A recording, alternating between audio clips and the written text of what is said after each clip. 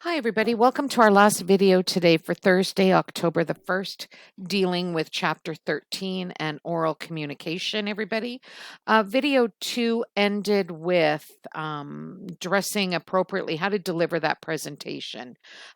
We talked about why it was appropriate for your dress to reflect the crowd that you're going to be speaking with, why you should arrive early, how to maintain that good posture. Everybody make sure you look very professional. Pause before beginning and speak clearly were some of the key points for that particular part of this chapter. What I want to do now is I want to deal with handling of questions that you may be asked during your presentation and what does that look like for everybody. Okay, so I'm at the bottom of page 491. And inevitably, in some presentations that you're going to be doing, you're going to be asked questions reflecting the presentation that you've just given. And how do you handle those questions? Okay. So listen carefully to each question that you're asked. If it's a sort of a two-part or three-part question, you want to separate them and deal with it in chunks, basically. Deal with part 1, part 2, and part 3 of that question. I always like to thank people for asking questions because it shows that they're engaged in your presentation. Ensure your answers are long enough, but not too long, right? You don't want to keep going on and on and on and on and on, right? Don't feel that you have to answer every question. You probably won't have time with what is allotted for you for your presentation. Make sure that you stay on topic, everybody. That is also very critical to your presentation, and it shows that you are acknowledging the question asked and that you're very knowledgeable in that. And again, thank them. Thank your audience members for their questions, for their feedback. Thank them for being a part of your presentation. It's 2 words, thank you, and it goes a long way in today's society. Page 493 talks about team-based presentations, and you are going to be doing a lot of those in your business life, right? Whether it's through college, so working on your diploma or your degree, or whether you're out in the workforce. So make sure that you take a look at those team-based preparation, quick tips that they've given you. It's going to show you a different world, right? How to be part of that team and do that presentation. Okay. The textbook also then goes on to talk about different types of meetings, okay, that you should be aware of. Internal, external, so whether it's inside or outside of the organization. Okay, is it a formal meeting or is it an informal meeting?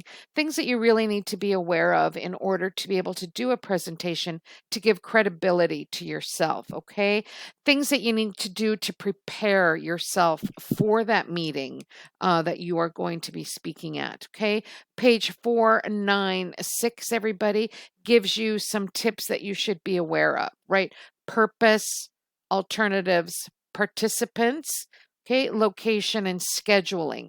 All points that you need to keep in mind. And sorry, agenda for the meeting. So if you've ever been to a meeting, I'm sure you all have, you will get an agenda showing what's going to be talked about at that meeting. Agendas are great because they keep everybody on track, let you know what's sort of coming up and what's going to be discussed at that meeting. Okay, so some points that you need to be aware of. They also go on to talk about if you're going to be conducting a meeting, some of the things that you need to keep in mind with conducting or leading that meeting. Okay, participation in that meeting as well. And it really boils down to, again, that nonverbal, right? Making eye contact with people, being that active listener.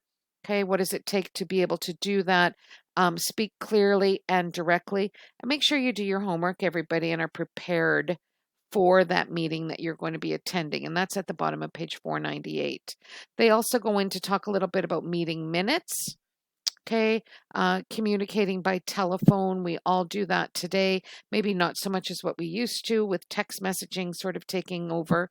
But on page 501, everybody, it talks to you about what's the protocol that you need to remember when you're making those calls, right? Identifying yourself, giving that person your full attention, telling them why you're calling.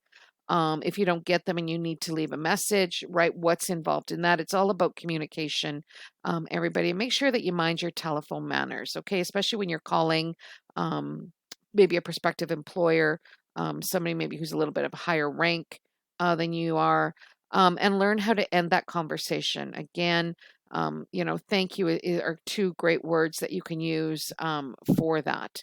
Okay, they also talk a little bit about receiving calls, voicemail, that sort of thing. You can certainly read through that.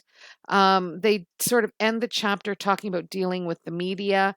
I'm not going to take too much time talking about that, but you can certainly read that yourself, and what's all involved with dealing with the media, everybody.